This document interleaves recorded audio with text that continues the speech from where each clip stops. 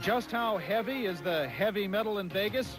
For Iron Mike and Razor Ruddock, the waiting is over. Will Tyson be reeling or wheeling and dealing in the ring and in front of our cameras? The more vindictive articles, perverted articles I hear, I go out there and I want to annihilate them. I want to kill them. Draft, the same can be said for Friday night's heavyweight showdown in Las Vegas, the rematch between Mike Tyson and Razor Ruddock. And today, the weigh-in. At first glance, it might seem like everything's the same as it was back in March. Tyson appears to be the same. As for Ruddock, well, he's there, of course. Now there's just more of him. Here's Charlie Steiner in Las Vegas. Well, thank you, fellas, and welcome to the Mirage here in Las Vegas, where this morning the weigh-in took place 5 hours earlier than any of us had expected. Nonetheless, we were here, and that was only the first piece of unusual business. The second piece was this. Don King stepping on the scales first. We're pleased to report that as a public service, his weight was not announced. And then the main event. The first of the two who stepped on the scale, Donovan Razor Ruddock. In the first fight, he weighed in at 228 pounds. Today, he was a bigger man. Razor Ruddock, 238! Razor Ruddock, 238! So Ruddock weighs 10 pounds more than he did just 3 months ago. But he says it's part of a grand design. We've been on a special diet this time, and we've been training very hard, so we just came in at a natural weight. So we weren't trying to cram a special weight. 3 months ago, back in March here at the Mirage, Mike Tyson weighed 217 pounds. Today, he looked just about the same. Mike Tyson, 216! So Mike Tyson weighs in a pound lighter than he did for his first fight at 216 pounds. This, of course, ESPN boxing analyst Paulie Matthews. Let's take a look at the tail of the tape now. The 1 pound for Tyson, pound lighter than the first fight, inconsequential. But the real story, I think, is for Donovan Razor Ruddock, 10 pounds heavier than he was only 3 months ago. Yeah, and I really wonder about that. You know, he tells us on one hand that he feels that he did not have enough movement in the first fight with Tyson, that he stood right in front of him and made himself too easy a target. And then he comes in 10 pounds heavier for the rematch, which you would think will take away some of his mobility. Apparently, the thinking there is that he overtrained a bit for the first fight and that he needs to be a little bit stronger to muscle with Tyson in the clinches. His training methods at best have been curious. For the first fight, he did not spar at all to speak of for the final 3 weeks leading up to the fight. And now there's talk that he may be overworked. You know, it's very, very difficult to get accurate information out of the Ruddock camp. For the first fight, he didn't spar a good 21 days before the fight, but they insisted that that was strategy, that they did not want to burn out before the fight. Then, of course, most of our suspicions came true. The talk is that he had an injured left hand in that fight, and that's why he didn't spar. This time he sparred right up until the Monday before the fight, and he still comes in 10 pounds heavier. So I have to wonder if maybe he added sparring but cut out something else. Now, in terms of that extra weight, you and I have certainly covered enough fights here in the desert over the years. Does that extra weight really help him, or is that too much baggage under the hot air in the desert? Well, one of their concerns is that the temperature will be up in the high 90s on fight night, and they say that Ruddock can lose as much as 10 pounds in a sparring session. So maybe what they're thinking is to add a little extra cushion that they expect him to lose in the course of the fight rather than to become dehydrated. I mean, I remember a fight with Barry McGuigan and Stevie Cruz about 5 years ago where you could actually see McGuigan had lost weight in the course of the fight. He came in at 126. He may have left the ring at about 119, and he left without his title. So we'll find out soon enough come Friday night, and coming up a little bit later on the special 1-hour edition of Sports Center, the origins of this most unusual rematch and the final interview before Friday night's fight with Mike Tyson. Now let's go back to Sports Center.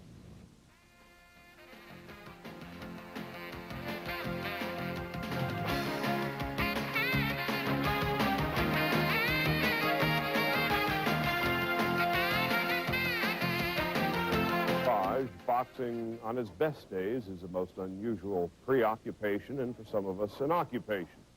The rematch, however, for this particular event has been, by all standards, at the very least, most unusual. The rematch began the instant their first encounter ended, 3 months ago.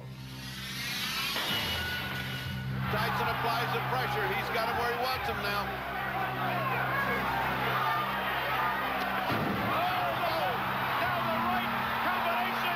Steele steps in. Is it over? It's over. It's get the sense that Ruddock surrendered at that point? Oh, yes, yes. Yeah, I definitely did, you know. He had it. Surrendered. If I would have surrendered, would I have said to him, what? Thank you, and welcome back to the desert in Las Vegas. And someday they may call this night Operation Desert Sham. You had a fighter named Iron, a fighter named Razor, and the fight was decided by a man named Steel. No, he was done. He was going to get hurt. I don't want to count him out when he's flat on his back. Let him fight again. First of all, I could have got hit, and I could have recovered, because I recovered from a lot worse shot than that before, you know? And I didn't, I said, what? You know what I mean? And because he didn't even ask me if you're okay. He wasn't going to last the round. I don't know how many seconds was left in the round, but he wasn't going to last the round.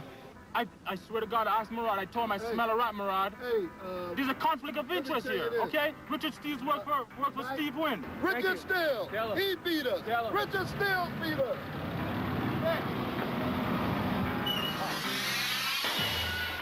How many of you want to see a rematch?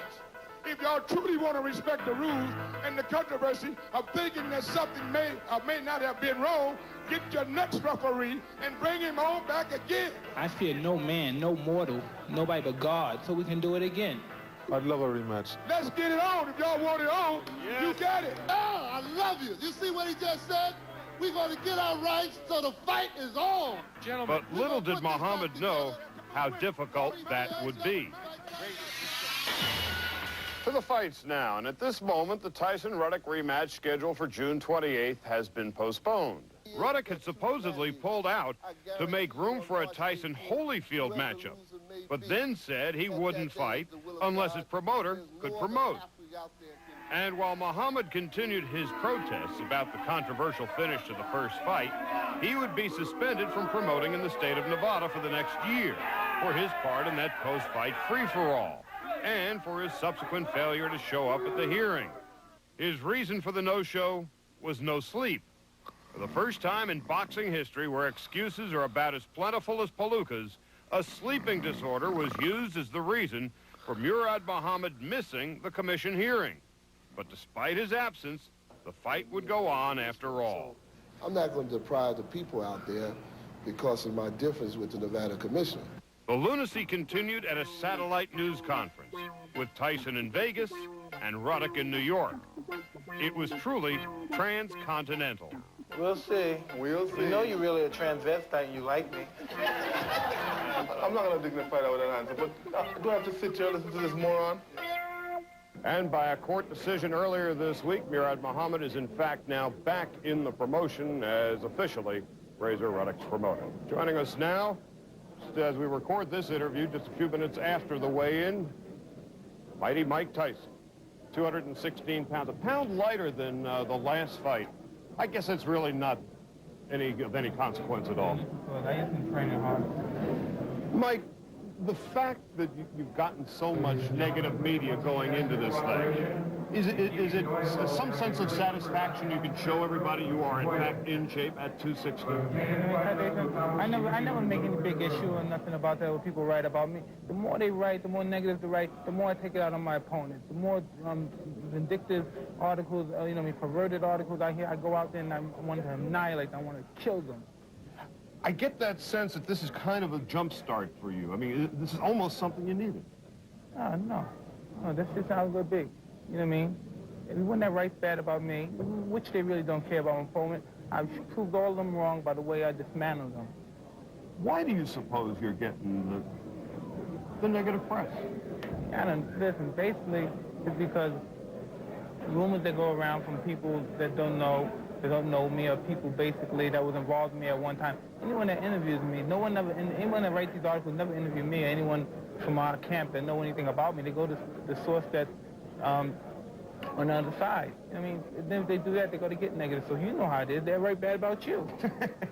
Thank you. Well, it's nice to hear. What did you learn about Ruddock in the first fight that you're going to carry into Friday night? Just can't beat me. When you go into a fight with that lack of respect, does it make it easier for you to just bore in on him? I never disrespect anyone's skill. I never take it, you know what I mean? I just know I'm the best. Regardless if you have a bad night, regardless I mean, that's not the issue. The issue is who's the best, man for man. You said, in essence, he hit like a mule after the fight. I think that's what you said. Have you ever been hit any harder? You know, I mean, he caught me with some good shots. You know, I mean, it's very difficult to evaluate the punches. What the hell? You know, what I mean, it's just a punch. I'm in the hurt business. The sense that a lot of people seem to get is twofold. One, perhaps Japan was the best thing that ever happened to you in that you could redirect yourself physically and emotionally. And two, the negative media is also kind of a jump start in that same Tokyo sense. Is that fair to say? Listen, I don't like losing, regardless. That's ridiculous. That was the best thing for me. It's the worst thing. I hate losing. I'm a sore loser. I don't like to lose. And, you know what I mean? About people writing about me, I don't like people writing about me saying things that's not true. If you're going to say anything about me, come ask me and find out. And you ask me about it, and I'll tell you if it's true or not. In the first fight, you did not come storming out of the corner as you historically have. Can we expect to see that fast start on Friday night? I'm in great shape, and I'm prepared to go all night. Good luck on Friday night. Yeah. Iron Mike Tyson as he gets ready for his fight on Friday night with Donovan Razor Ruddock. Now let's go back to sports. Back in March here at the Mirage, Mike Tyson weighed 217 pounds. Today he looked just about the same. Mike Tyson, 216. I never disrespect anyone's skill. I never take, you know what I mean? I just know I'm the best. Regardless if you have a bad night, regardless, I mean, that's not the issue. The issue is who's the best, man for man. You said, in essence, he hit like a mule after the fight. Mike Tyson, who turns 25 next week, is actually 1 pound lighter than he was when he fought Ruddock the first time. And the storyline, perhaps going into Friday night, is Ruddock's weight. 10 pounds more than he weighed back on March 18th. Ruddock did not really take great advantage of the reach difference in the first fight. The fists really inconsequential, but that record, Mike Tyson, despite all the criticism he has taken, is still 40-1 with 36 knockouts. That's going to do it for us here at the Mirage. I want to remind you tomorrow, a conversation with Donovan Razor Ruddock and some analysis of Mike Tyson, the fighter. For now, I'm Charlie Steiner at the Mirage, and now let's go back to SportsCenter. Thank you, Charlie. With apologies to Reggie Jackson, who is Mr. October, Mike Tyson is Mr. June. In his career, Iron Mike has never lost in this month. These are all of his fights in his career during the month of June. His range of opponents, though, have ranged from the talented Michael Spinks to something called Rick Spain. We will hear a little bit more from Mike Tyson later on during this edition of SportsCenter. Rick Spain. Mike's not at the tables. Mike's not watching a show tonight. Mike is thinking about the fight. He is very focused. He was ready to take Charlie's head off. That guy who looked a lot like me tonight said a decision, no way. Can I amend that? Three rounds. And we will have a conversation with Ruddock tomorrow evening, and we will also be live here Friday evening, right after the fight, with the greatest theater in the world, the boxing press conference and interviews with the combatants after Tyson Ruddock 2. I'm not very generous. I'm generous to people that was in need. You know what I mean? Like, I know a guy, like, if I see a bum in the street and stuff, and I give him $1,000, I know he needs it, but I know he's not going to do the right thing with it. But, you know, from my perspective, I know I gave it to him for the right thing. So hopefully if I die, God will see that and I go to heaven. You'll see Tyson in action only on Showtime. Time now for Ringside Report, a weekly magazine of boxing news. Brought to you tonight by Ace Hardware Corporation. Ace is the place. Well, we don't often have guests on Ringside Report, but it really is a pleasure to welcome our cohort, SportsCenter's Charlie Steiner. Charlie, you've been around here all week, of course, for the Tyson-Ruddock fight. Chaos this week, it seems, here in Las Vegas. Well, it seems as if it's a Don King production from the get-go. It's almost as if the pay-per-view people have deferred all of everything to Don King. He makes a final decision on everything up to and including rescheduling the weigh-in 5 hours earlier than everybody expected on less than 12 hours of notice for reasons utterly unbeknownst to us. Yeah, it's been kind of a strange week, but as far as the fighters are concerned, I think it's pretty much more of the same.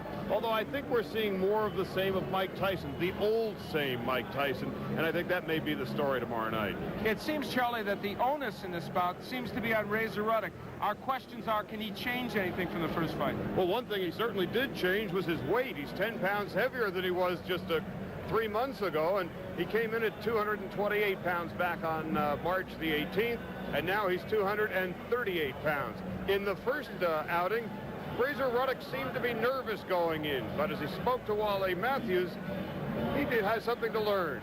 Could be true. I mean, what am I to say? I don't know. Maybe I was excited, but, you know, we're going to try and do it a little different. We're going to try everything that we think that was against us. We're going to try it a little different. All right. Briefly, can you compare your state of mind for me this close to the rematch as compared with 2 days before the first fight? Well, I think I'm a little more relaxed, and, you know, I'm trying to keep everything into perspective and say that, you know, it's the second time around. I should do it right this time. It's like a second marriage. Mike Tyson, of course, weighed in yesterday at 216 pounds, a pound lighter than he was just 3 months ago. The sense that I got about Mike Tyson is that he is angry about the avalanche of negative publicity in the media, but this time around he is angry and he is confident and ready to go. I never disrespect anyone's skill. I never take, you know what I mean? I just know I'm the best. Regardless if you have a bad night, regardless, I mean, that's not the issue. The issue is who's the best, man for man. You said, in essence, he hit like a mule after the fight. I think that's what you said. Have you ever been hit any harder? You know, I mean, he caught me with some good shots. You know, I mean, it's very difficult to evaluate the punches. What the hell, you know what I mean? It's just a punch. I'm in the hurt business. So that was the story. All right, let me ask you. We'll give our predictions later, but how do you see it? I can't get over the fact that it's going to be over early. I can't see that Ruddock's going to do anything fundamentally different at this point. The fact that he put on 10 pounds, he needed more lateral movement than he showed in the first fight. Certainly not going to get it with 10 more pounds. So my guess is it's going to be over early, a round or two. All right, I'm not going to give my prediction. That's exactly what I was going to say. Oh, darn it. Charlie stole your thunder. Yeah, He really does that. Charlie, thanks for being with us. Good to be here. It's nice to be underdressed compared to you guys for a change. He looks good. He's looking good. I've been saying that all night. Have you noticed that? How we see the Ruddock-Tyson fight, so let me ask you. Well, I'm going to disagree with Charlie, and apparently you also. I don't think it's going to be that quick. I think it's going to be very similar to the first bout. I think somewhere along the line in the first 3 or 4 rounds, Mike Tyson's going to hurt Razor Ruddock, maybe knock him down. Then Razor Ruddock is going to hurt Mike Tyson a little bit, and then Mike Tyson's going to get to him in the middle rounds probably, and probably knock Razor Ruddock out or score a TKO. Charlie, what does Al Bernstein know about boxing? I agree with Charlie completely. I think it's going to be, it could be a 1-round fight, maybe a 2-round fight. I think Tyson is hungry. I think he's lean. And that diet that Razor Ruddock's on, I don't want to be on. This has been Ringside Report, a weekly magazine of boxing news. Brought to you tonight by Ace Hardware Corporation. Ace is the place.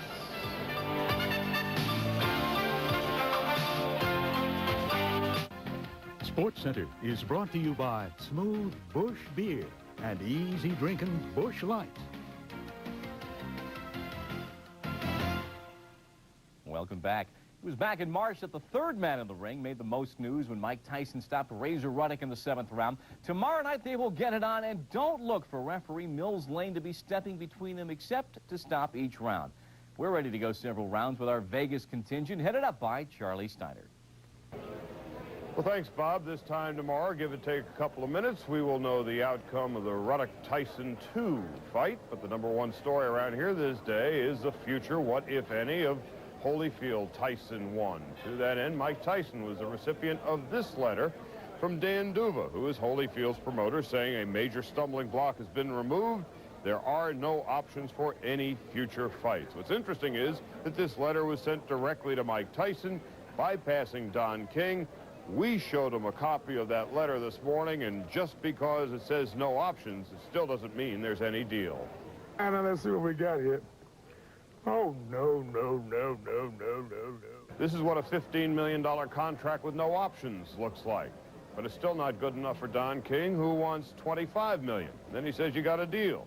He also says he won't even be a part of the next promotion. He'll hand all the promotional reins over to the Duvas.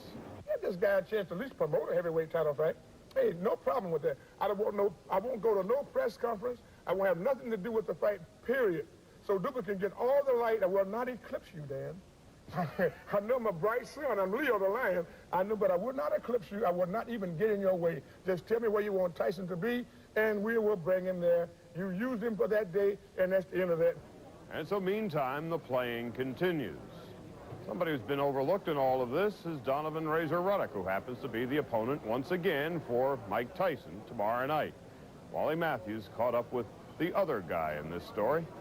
Thanks, Charlie. Donovan, at the weigh-in, you weighed 238 pounds. That's 10 pounds more than the first time you fought Tyson. What was the thinking in coming in that much heavier? Well, we weren't thinking about coming in heavier. We were just thinking about coming in stronger. And we trained very hard for the fight. We're in good shape. And whatever weight we came in at, it was accepted because we know we did what we did. All right, but the perception of most people is going to be that to come in 10 pounds heavier means less work was done. Did you change your training routine? I'm not even going to think about what people are going to think because, first of all, they don't fight. I'm the one who do the fighting, so it would be stupid if I think about what they're saying. Okay, now the weigh-in was something like 50 hours before the actual bell of the fight. How much do you think you'll weigh by fight time? I really don't know.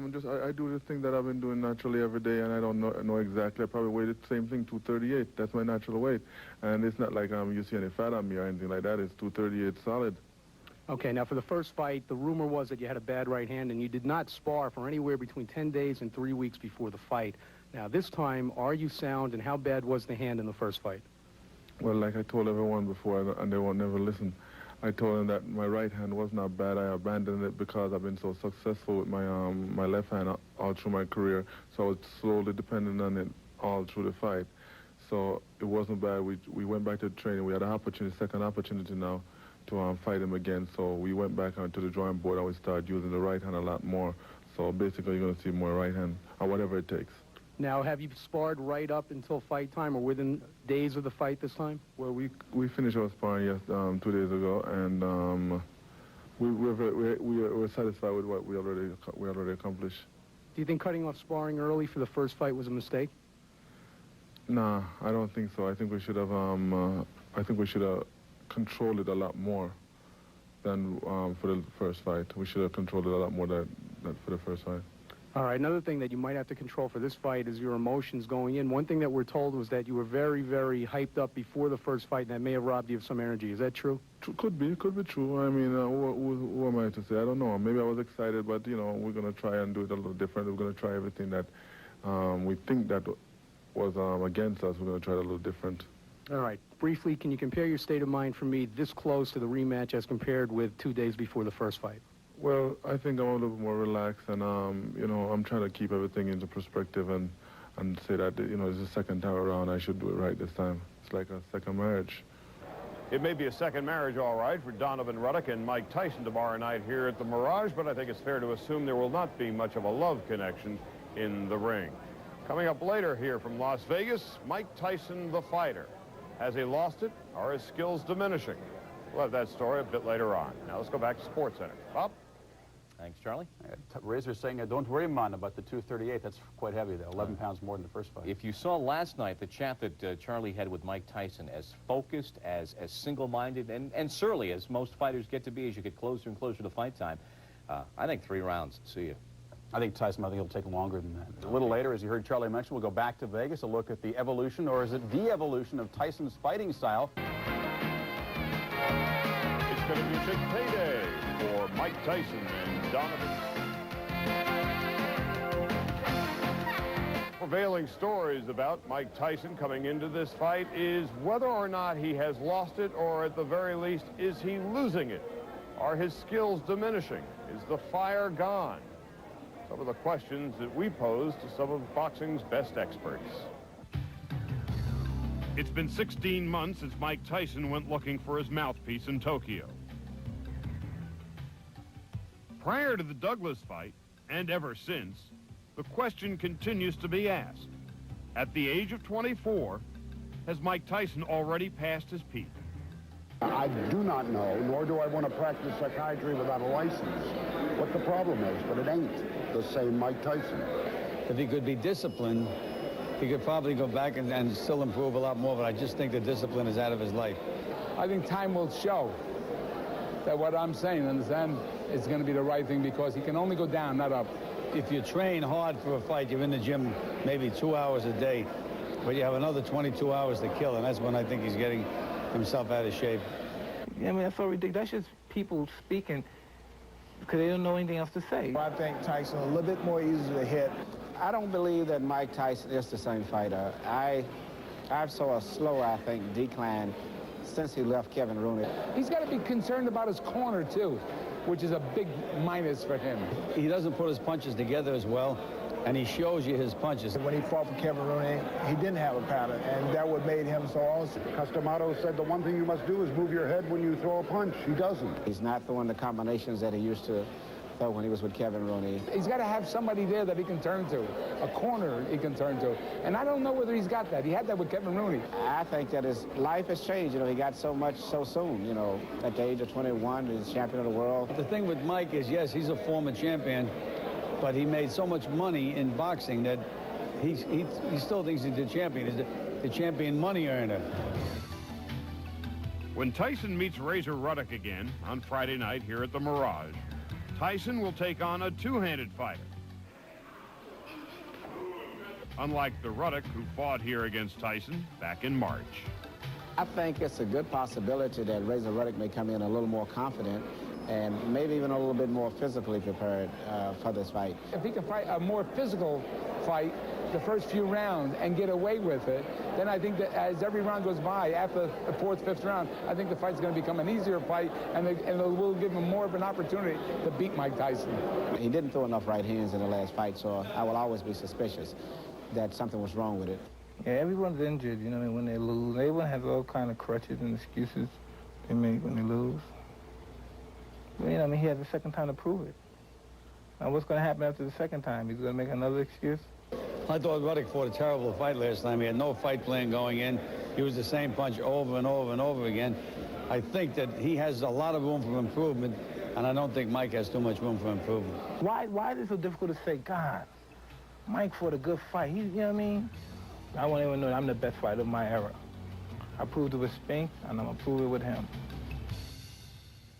Well, according to some, Mike Tyson's skills may be on the decline, but the fact of the matter is his record is 40-1, and he is a prohibitive favorite at about 5-1 to beat Donovan Razor Ruddock tomorrow night here at the Mirage in Las Vegas. Joining us now, ESPN boxing analyst Wally Matthews. Wally, what is your theory? Has Mike lost it, or is he losing it? Well, I hesitate to say lost because that implies he won't get it back. I think he may have misplaced some of the things that made him great earlier in his career. I mean, the combination punching to the body and head, which was one of the things that really attracted me to him early in his career, he doesn't do very much of that anymore. When's the last time you saw him throw that double right hand to the body and head that was so stunning against Trevor Berbick and against Ribalta? And also his left jab, which he actually out-jabbed Tony Tucker with. And Tony Tucker's a guy with an 85-inch reach. Tyson out-jabbed him to win that fight. You never see him jab his way in anymore. To use a baseball analogy, in the old days, Mike Tyson could hit to all fields and have that more than occasional pop. Now it seems he's resigned to being just a home run hitter. Well, he's resigned to it. I think that's the only thing that really interests him anymore is knocking people out. And, you know, you can hear it in the way he talks. He wants to kill opponents. He wants to smash their heads. All right, that's what he said earlier in his career, too. But at least he set it up with some finesse. Now it seems like the finesse is out the window and it's all just trash. Question also going into this fight, the fire and desire of Mike Tyson. Is that on the wane? I think it has to be because this is a guy who's achieved all of the goals that were set out for him. He wanted to be the youngest heavyweight champion in history. He became it. He wanted to earn the highest one-night purse in history. He earned it. I mean, what's left for him to do besides regain the title? And I don't think that intensity and desire is something you can turn on and off at will. And I think that's something that Mike's trying to do now. Wally Matthews will be joining us tomorrow night for our post-fight coverage along with Al Bernstein. We'll see you tomorrow at 7 o'clock Eastern Time on Sports Center and then during the ball game as soon as the fight ends for all our post-fight coverage. For now, Charlie Steiner at the Mirage in Las Vegas, and let's go back to Sports Center. Be sure to join us, as Charlie said, round-by-round updates throughout tomorrow night's baseball doubleheader. Charlie, Al, and Wally back from Vegas with extensive post-fight coverage, including, of course, the press conferences live on ESPN.